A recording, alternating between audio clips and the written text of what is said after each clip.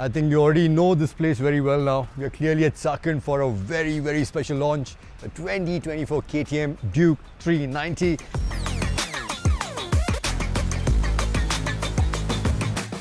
A motorcycle which I have been itching to ride ever since I first saw these pictures. And man, am I excited. And there's so much to cover. Let's first start with the engine, which has grown in size up from 373 to 398 cc, courtesy of a larger stroke or a longer stroke. So now this pumps out 2.3 PS more, 2 more Newton meters of torque. And as good as the sound, it only gets sweeter because also in terms of weight, this is 3.6 kgs lighter compared to the previous model, even though this gets a bigger 15-liter tank. Partially from the engine, which is about a kg lighter, and then you have the wheels. So these wheels and these rotors and calipers, lightweight, is something which you have already seen on the RC390. So they have carried on for this one as well. And then the next big thing that I'm excited about, of course, is that KTM have finally answered my prayers. This one comes with fully adjustable suspension. So you have WP Apex forks at the front, which come with compression and rebound damping. You cannot adjust the preload at the front, but at the back you have preload adjustability for the shock as well as rebound damping, which you can adjust.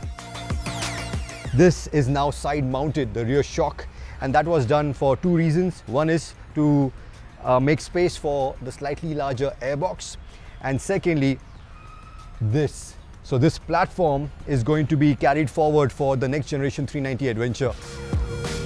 And what this has done is it's unlocked almost 30 mm of ground clearance. So the ground clearance on this is 182 mm, which is massive. So talking about the frame, as you can see, this is a different frame as well. So you have steel trellis frame at the front and an aluminium subframe, which is really a work of art. It looks so cool. Another thing which I really love is this new swing arm, this aluminium swing arm, which curves around this shock, and I love how the chain goes through it. It's a very cool design and gives the Duke 390 a premium look. Another big advantage of having the side mounted shock is also, if you look, the seat height is now down from 820 to 800 mm. This is how this motorcycle is going to be sold in India, with a seat height of 800 mm. If you're someone who's taller and would prefer the 820 mm seat, KTM is now looking at getting the higher seat, maybe possibly selling it as a power part. On the electronics front, even the interface has completely changed. You have a completely new TFT dash interface, which they tell us is a lot more intuitive, and you have always had a bidirectional quick shifter, you have always had cornering ABS, but now you also get cornering traction control. So that's a very handy addition. On the tech side, you also get 3 riding modes. You have rain, street and track. In the track mode, the dash completely changes, giving more emphasis on what is important, which is the revs, what gear you are in, and the speedo is relatively smaller. Also in terms of the way this looks, it looks a lot more premium because of this new switch gears, the TFT dash, and even the design. I was not 100% sure when I first saw it in pictures, but in person I quite like them. The front especially reminds me of Ultron, you know, Marvel. Looks very, very menacing. So yeah, on paper this looks incredibly promising, and I cannot wait to hit the track and see what this baby can do.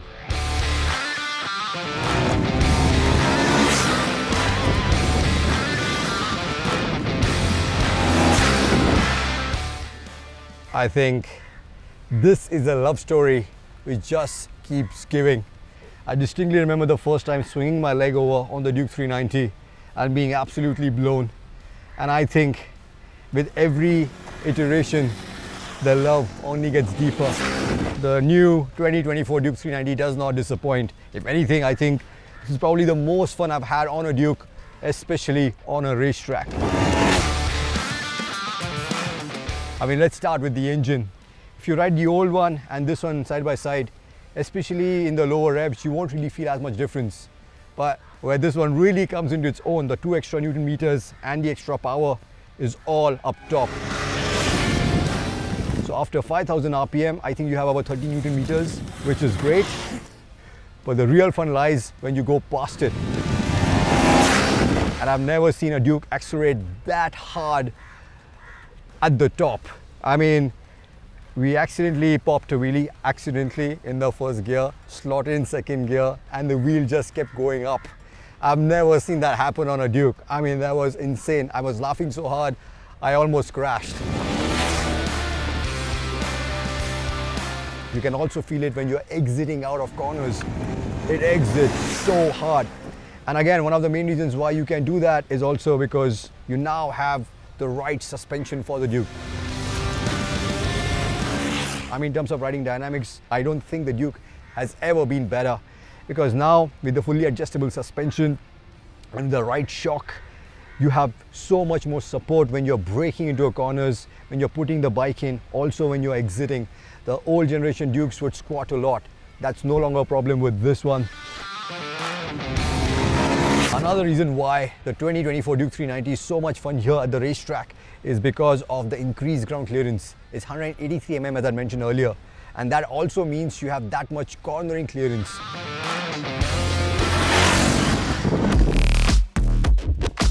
So on the old Duke 390, when you would really pick up the pace, you would start grazing the pegs quite easily. That's no longer the case on this one. In fact, we have used pretty much the entire width of the tire, front and back, and not once did I scrape the pegs. So that's a big advantage that this one has over its predecessor. The only glaring miss when it comes to performance is undoubtedly the tires. KTM India have still persisted with the Metzeler M5 H-rated tires, which are clearly not cut out for this level of performance. Even with the traction control on, especially in this fast corner, the last corner, you can feel on the edge grip, as soon as you start getting on the gas, the rear tire starts moving. So I'm sure with stickier tires, you will be able to brake that much deeper and carry even more speed into the corners and out of it. But electronics wise, talking about traction control, the first few laps I did with the traction control on, and honestly what I loved about it the most was I did not even feel it. It's very seamless. It's working in the background. It doesn't really intervene in your experience, which is great. I mean, for that matter, I actually rode the next few laps by switching it off, and still I could not really tell the difference, which is exactly how the electronic system should be. Same goes for the cornering ABS. The braking performance is phenomenal. Right now I think it's overpowering the tire. With stickier tires, I think you can actually use that stopping power even better, and it's not intrusive even when you're trail braking into the corner. In terms of electronics, the only thing I feel where it could have been better is in terms of the quick shifter. Now don't get me wrong, this is 10,000 times better than the previous gen quick shifters that we have experienced on the last Duke 390 or even the new RC 390. This one slots in perfectly. I never had a problem with it shifting. But I'm just coming back from riding the RTR 310, and the quick shifter on this compared to that is not as slick. This still requires a little more effort. That one was buttery smooth both up and down.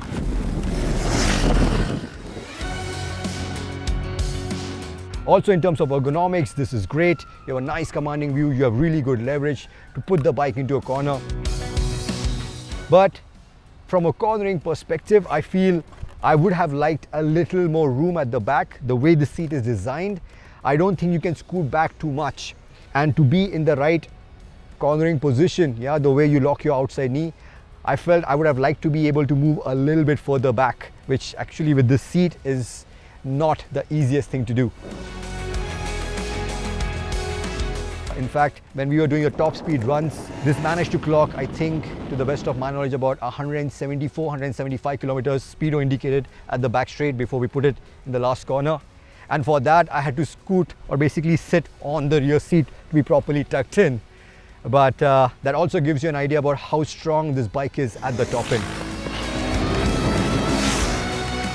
So yeah, at the track, really blown away, and I cannot wait to see how this does on the road.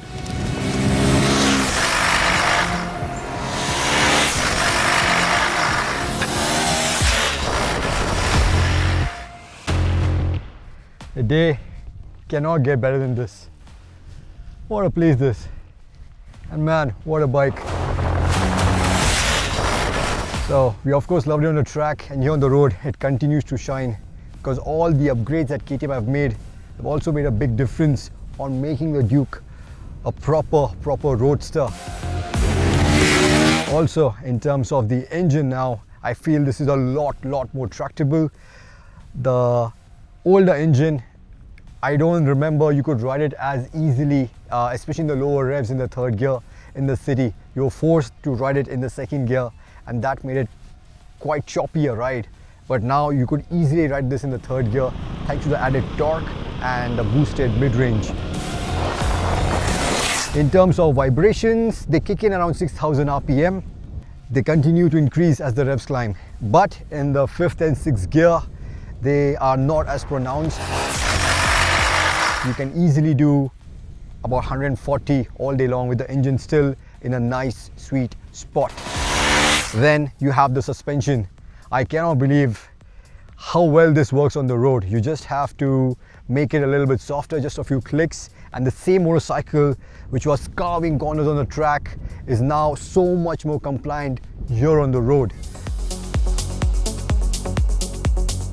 Then you also have small things like you have adjustable levers, so the bike fits you as it should. You also have a metal tank, so if you intend to do long distances, then this will come handy for you to mount your tank bags. Also, you have a 15-litre tank, so you have a little more of range available at your disposal before you have to stop for fuel. And again, as we have mentioned before, you have a solid 182 mm of ground clearance. So even if you have a pillion, a lot of luggage, you will be able to scale the deepest potholes or the tallest of speed breakers without having to worry about scraping the underbelly of the motorcycle. But this is not perfect. There are a couple of niggles which I encountered. First off is the seat. KTM have told us that this gets an extra thick layer of foam to make it more comfortable, but honestly I did not see it working because I found it to be quite stiff even on this short ride here. And also because of the design of this, I felt that you could not really move back too much, so I felt kind of constrained. I did not have as much room to move around, so this can definitely be better. Something which works so well on the track with the throttle wide open, here on the road I felt that on partial throttle openings, when you are shifting up using the quick shifter, it was kind of jerky. It was not as smooth as it is when you have the throttle pinned. But overall, there's no denying that a 2024 Duke 390 has again set a new benchmark when it comes to this category of performance motorcycles. Because it now gets all the things that we have always asked for in terms of adjustable suspension, in terms of upgraded tech, because you now also get cornering traction control. Get a completely new design. Yeah, the tires can be better, but other than that, I think just for a 10,000 rupee hike, 10 or 12,000 rupee hike, I think this is still phenomenal value for all the things, the performance that it brings to the table. And I, for one, am already smacking my lips in anticipation, imagining what the new generation RC390 is going to look like.